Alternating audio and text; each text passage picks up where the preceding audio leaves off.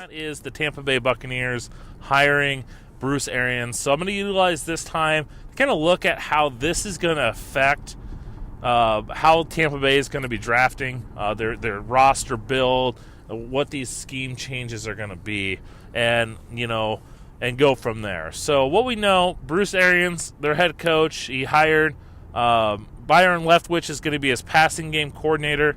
He's hiring a lot of the same staff members that he had when he was with the Cardinals a few years back. But the big thing is Byron Leftwich, who was the offensive coordinator most of the second half of the season for Arizona last year, is coming over, and he's going to be calling plays for Arians. This is a kind of a big change for Arians, who in the past has always kind of called his own plays. But for the most part, it's going to be Arians' system. So we know a few things about that. Starting off, the Buccaneers, they have that 5th overall pick, so they're in a prime spot to really kind of get an impact player. As we look at the offense, they're pretty well set in the sense that they've got a lot of pieces that fits Arians' system. Arians, like Dirk Cutter ahead of him, really rely on a vertical passing game. He fits a lot with what Arians has done in the past. You look at Arians had Ben Roethlisberger, and Jameis to an extent is a similar type prospect or player as him. Not as good, don't get me wrong, but a bigger guy who will willing to stand in the pocket, can shake off defenders, has the arm strength to drive the ball down the field, and he's not afraid to be aggressive. And I think that's a big thing. You get guys like, for example, Alex Smith. He didn't have a big arm. He wasn't willing to push the ball down the field into coverage and be aggressive, whereas a guy like Jameis Winston will. And he's not, he's got high turnovers, high interception rates, but I think he fits well within the scheme. I think Arians is a guy that can really nurture him and develop him, and I think this is going to be a good marriage between the two. Other than that, you look at receivers. Arians, for the longest time, was Pittsburgh's offensive coordinator. They had a long history of, he had success with guys like Emmanuel Sanders when he was there, Mike Wallace when he was with there. He likes these vertical passing guys, these speed guys that can get downfield. Well, he goes to the Colts, and he's got T.Y. Hilton. He goes to Arizona. They don't really have a lot of those guys. Larry Fitzgerald's not a guy that's going to be considered a field stretcher.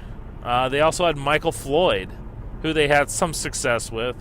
But then you started seeing them kind of draft some of those smaller guys, like a J.J. Nelson. And they've had success with those guys. And so you look at what Tampa Bay has. Mike Evans. They're not going to get rid of Mike Evans. But Mike Evans, kind of has that Fitzgerald, that Michael Floyd type ability, as he's going to be able to work the short to the intermediate. He's going to be able to work over the middle, but he can win down the field. He's got he's not a burner, but he's got the ability to run downfield and win contested catches. Chris Godwin out of Penn State, who's kind of coming along. He's another guy that kind of fits that mold. Good contested catcher. I think he'll fit well within the scheme. Deshaun Jackson's a real wild card. Jackson really fits the type of style of receiver that have had success in Arians' system. Now, prior, Deshaun Jackson had talked about how he wants out of Tampa Bay. Now that they got a new coaching staff, now that it's Bruce Arians, you got to wonder, is he still wanting to be traded? Maybe this changes his mind. I still think they could probably use another receiver or two. That just fits. They got Adam Humphries, more of a slot receiver. Do they target someone in this draft? Anthony Radcliffe Williams out of North Carolina is a guy that's a speed type guy. Emmanuel Hall out of Missouri is another speed, push the ball. I could really see them maybe looking to target one of those guys later on in the draft, day 3, and just look for a guy that kind of fits that style of receiver in this scheme.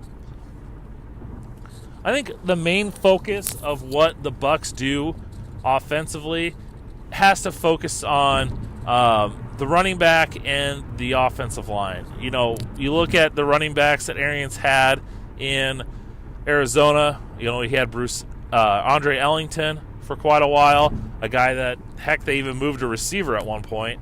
And then they also had David Johnson, who was, you know, do it all but a very good receiver.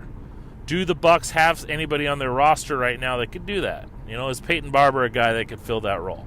You know, Ronald Jones, they drafted in the second round. Can he be that kind of guy that they'd like to throw the ball to? So I think that's something they kind of look at and say, hey, you know, can any of these guys do what we want? If not, once again, I definitely think they could hit that position day 2, probably more likely day 3. You look at, you know, David Johnson was, you know, a 3rd, 4th round pick. Andre Ellington was a later round pick too.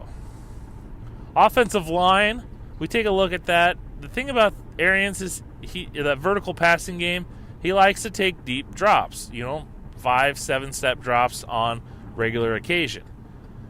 To do so, you need good offensive line, especially pass blocking offensive line. So I definitely think tackle is in play. That 5th overall pick, Jonah Williams, there's a good shot he's available there to be their offensive, you know, their left tackle. I could definitely see, Arizona I would think would be a good fit, but I doubt they take a offensive tackle number 1 overall. So I definitely think Jonah Williams is going to be available there. It'll be curious if they go that route. You know, the Cardinals did take DJ Humphries from Florida a couple years back as their first-round pick when Arians was there. So he's got, you know, a track record of being on a team that's drafted. And I think Williams would definitely fit with what they want to do. Otherwise, I mean, I feel like it's a pretty relatively deep tackle class. If they don't take one with that 5th overall pick, I think there's guys in that 2nd round that could fit.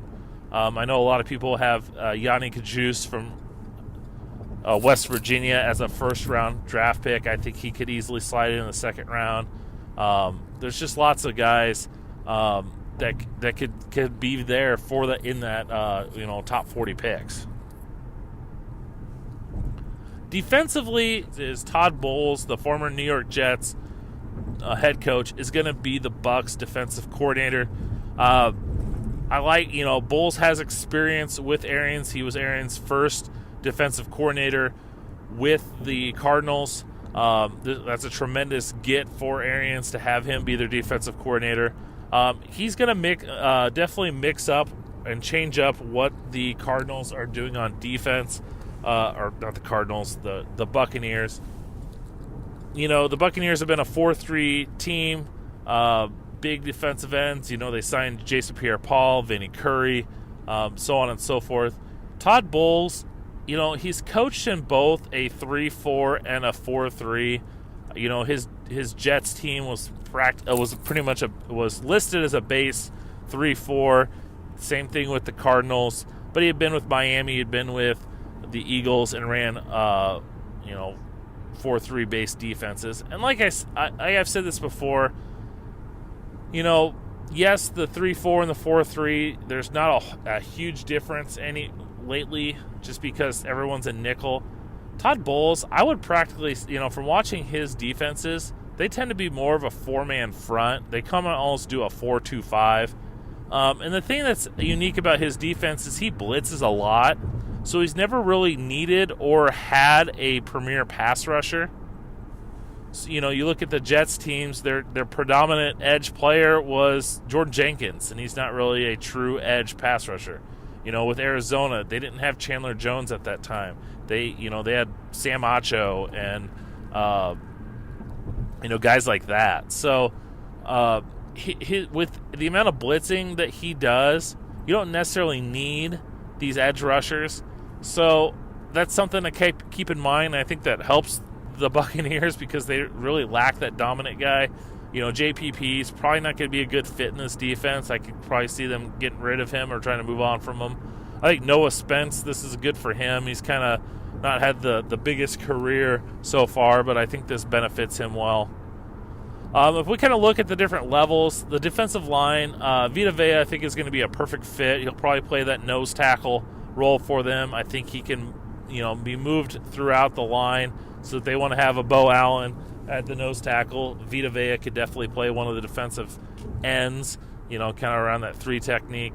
Gerald McCoy, once again, he'll probably play one of the defensive end positions. I definitely think they could address this as a need. I don't know if it'll necessarily be early. Maybe they do, and it's a guy like a Rashawn Gary type person. I don't know how well he fits in that. Once again, Arians, when he was with the Cardinals, they drafted Robert Nkemdiche in the first round. So that kind of hybrid defensive end, defensive tackle. So that could be another option. But I definitely think they pick someone up there, more of a traditional 3-4 defensive end. And maybe that's once again later on in the draft. At linebacker, I feel like the Bucs are set. Quan Alexander is on the IR, but he'll be back. Levante David is a stud also. They typically play 2 linebackers, especially the inside linebackers. So I think they're good there. If you look at what eras, the type of defenses that they've had, Todd Bowles, he was there when they implemented Deone Buchanan from a safety down to that kind of money linebacker, that oversized safety that's in the box. With the Jets, he had Darren Lee from Ohio State, who really kind of came into his own this past year. So I think Levante David's going to fill that role, and he's going to give him probably the best guy that he's had. As much success as Deone Buchanan had in that defense, Levante David is a much better prospect than him, a much better player. Same thing with Darren Lee. Levante David is much better than him. So I think they'll be fine. Quan will be that kind of the inside guy, and Levante will probably be that outside guy. In the secondary, this defense thrives on quality safeties, and lots of them. When you looked at those Arizona good defenses, they had sometimes 4 good safeties. Tyrann Mathieu, Tony Jefferson was there. They had, they had 4 guys at times, and they'd play multiple of them, 3-4 safeties at a time. You look at what Bulls had when he was with the Jets. They went out and drafted Jamal Adams right away. They went out and drafted Marcus May. Those were their first 2 picks that draft. So he wants good safety plays. That's a cornerstone of his defense. Well, safety's not necessarily a strong suit for the Bucs. They've had some success there, but I really think they're in the market for a safety regardless. So I think this only ups it. Deontay Thompson, if you think would be a strong candidate for being their 5th overall pick. Give them a rangy guy in the back end. Do they look to find their Tyrann Mathieu type guy? Would Taylor Rapp be an option in the 2nd round?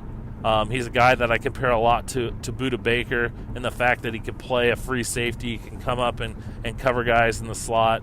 So I definitely think that's a possibility. And then most of all, this defense needs cover corners because they're going to blitz so much. They need guys that can play man-to-man on an island. Carlton Davis was drafted last year. He fits the size profile. Vernon Hargreaves, maybe they can get some success out of him. So, but I think they continue to add. You look at Patrick Peterson, who they had there, a premier top-flight corner. Up with the Jets. He had Tremaine Johnson this past year, Antonio Cromartie. So size, guys that can cover man-to-man. So with that said, who are some of the guys that they could go with here? Greedy Williams, would he be a possibility? He fits that size. He's got the ability to cover. They look at him as being the shutdown corner that they need.